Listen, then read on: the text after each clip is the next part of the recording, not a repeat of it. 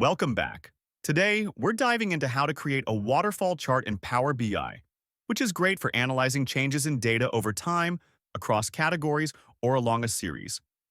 Let's walk through it step by step. Start by selecting the waterfall chart visualization. Place order. Date in the category axis and sales in the y-axis. Waterfall charts are particularly useful for showing trends across a date range or categories, making it easy to spot changes in value.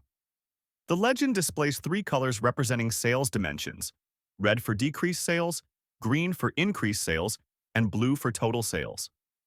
Suppose we want to see annual sales trends broken down by region. Drag region to the breakdown field.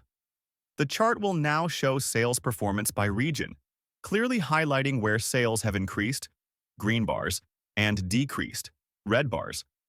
In this example, red bars appear in three regions: Central, West, and South, indicating sales decreases in these areas. Meanwhile, the East region shows a strong performance with higher sales in 2014. If we want a deeper analysis, we can replace region with category in the breakdown field. This reveals sales performance by category, where we can see that technology and office supplies are marked in red, indicating decreases in these specific categories.